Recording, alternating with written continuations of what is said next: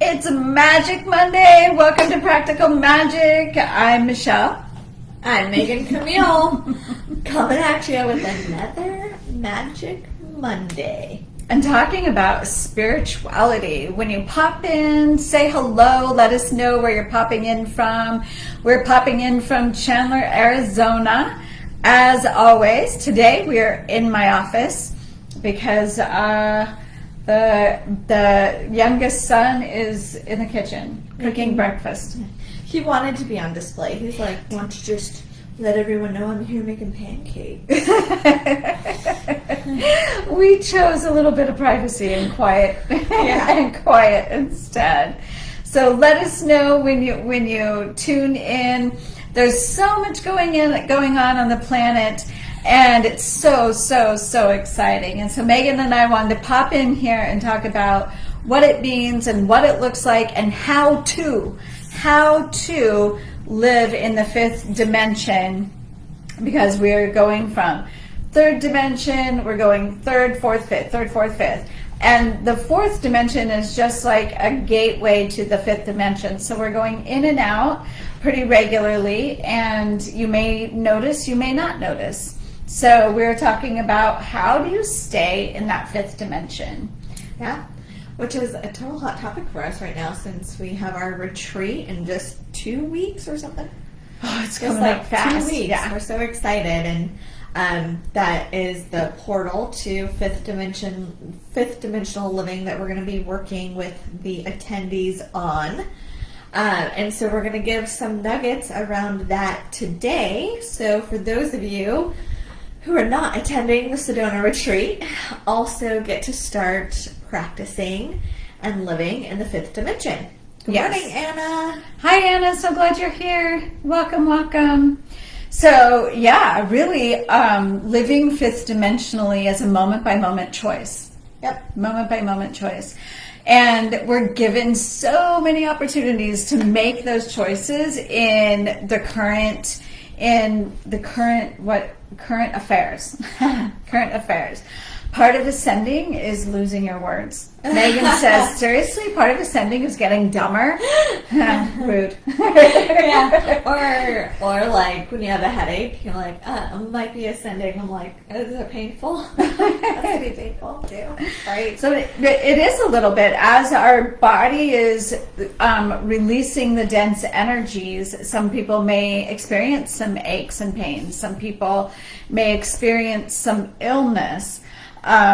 So those are maybe some of the not so pleasant things.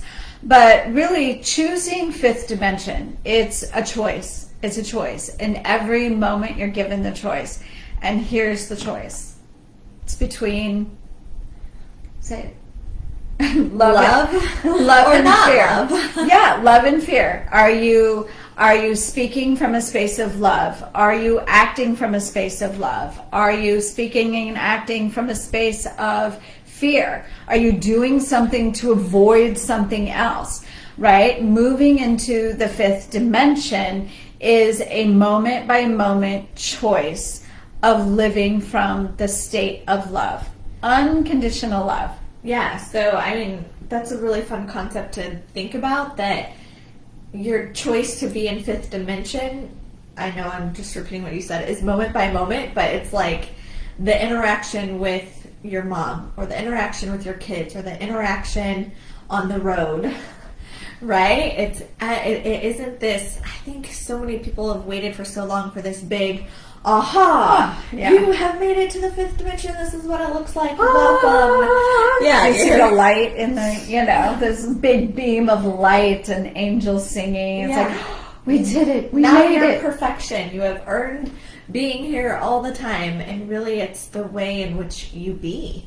It's how you live your life that calls you into the fifth dimension, and it is choosing love or fear. And then obviously, choosing love is remaining in fifth dimension. And then your next moment, choosing love, remaining in fifth dimension versus choosing fear. And when we start looking at our moments like this, I think it's so easy to see how we spend a lot of time studying fifth dimension and not living fifth dimension. For sure. Yeah. And that piece where, oh, I need more training, I need to learn more, and not that you you need to stop studying, because I am a lifelong learner, and we both go through these phases where we just like gobble everything up and consume it. It's like, I need to know it right now, right? And so not that you do get to do that, and at the same time, the most important thing you can be doing is choosing love. And when you make that choice, when you say, okay, I choose the fifth dimension, you're going to get the opportunities to raise your level of unconditional love. That's really what's happening in the world right now when you see so much polarity. We talked about this in the Sophia Mystery School last week, really talking about how to transcend the experiences in the matrix. And really talked about that everything going on with the pandemic, everything that is going on with politics, and all of that is our call to increase our unconditional love. It's our call to stop seeing separation and start seeing yourself as a member of the human race, right? Of being one and loving and accepting everyone's choices, everyone's perspective, everyone's actions, loving and accepting them as, that's why we chose Earth, because everything is possible, because we live in free will and free choice. Yeah. And if it feels really challenging to look on the outside and say, okay, I'm choosing unconditional love for this person, even though I have so much judgment on their choice, take it a step closer to home and practice with yourself in moment to moment. And I think that is one, it can be easier because it's a self practice, but you'll notice how often you choose fear or judgment to your own self, right? And so before we can go out there and love unconditionally, it really starts at home, right? So if the outside feels too daunting to be able to love unconditionally someone who is so polar to the way that you see the world or the way that you want to live, start right within yourself, right? The first thought that you wake up in the morning, did you choose love or did you choose fear? Right? When you looked at yourself in the mirror, did you choose love in that moment?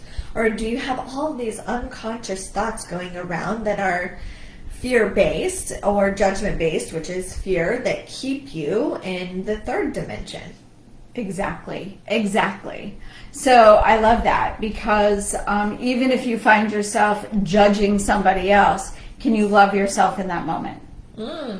Right? It's like, oh, even though I was judging, because that's what, when you set your sights higher, and we're talking about leaving behind the act of judgment, that's going to take a new behavior, right? It's going to be catching yourself. So if you catch yourself in judgment, do you then keep that ball rolling by judging yourself or going into judgment, right? So it's going, oh, I see how I was judging again, and I love and accept myself even though. Yeah. So it's that unconditional love. That love is the frequency, and the more you can hold that space, no matter what's going on around you, the higher you're going to vibrate, and that is how you choose the fifth dimension. Your vibration is going to radiate from you, and then you're going to have more and more fifth dimensional experiences. From what I understand, we're going to be sharing this earth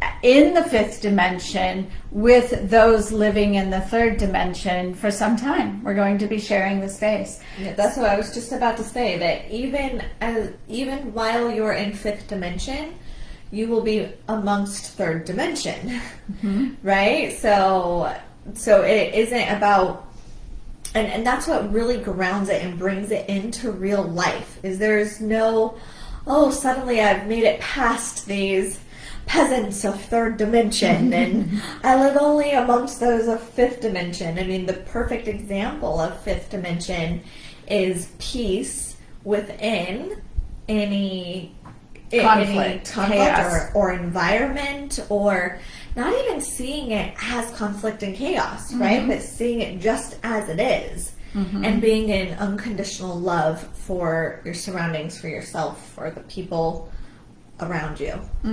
The fifth dimension is truly heaven on earth, and nothing has to happen outside of you in order for you to live in heaven on earth.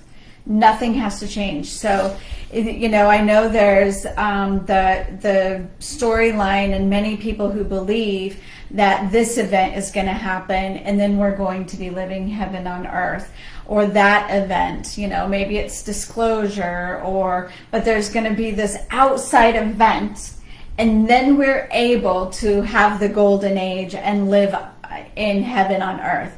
And that's backwards. And I say, and maybe I'm wrong. Maybe there is going to be a big event, but here's what I say. No matter what, live as if there's not going to be a big event, and cultivate heaven on earth from you. And you may be the big event. You may be the straw on the camel's back that we needed to create the big event. It's within us, and it's up to us each individually. So as I live on heaven on earth, and I pray for a day of heaven on earth for everyone I come in contact with, that's making a difference. Not waiting to live a certain way in order for something else to happen. Then I can live a certain way. I choose to live a certain way no matter what's going on around me, and that's sovereignty. That is totally sovereignty. Yeah. And then what happens once you've shifted into fifth dimension is your matrix shifts. That's what people are talking about, right? They're like, oh, well, when all of that changes out there, that's how we'll know that we've made it to fifth dimension. No, all of that changes once you are fifth dimensional, right? So if what you are thinking about and consuming and feeling most often is all of this polarity and duality and fear, you're not spending much time in the fifth dimension, you yourself, right? You aren't taking the steps to be in the fifth dimension. So your matrix will shift. Pretty soon you're going to see different news stories. Pretty soon your daily life will feel and look different and lighter. But it actually starts with you choosing fifth dimension in this very current experience. Exactly. So as you shift, your experience of the world shifts. You're not being victim to your experience of the world and waiting for the world to change so you can change. You're being the master. You're being divinity. You're being your sovereign divine being.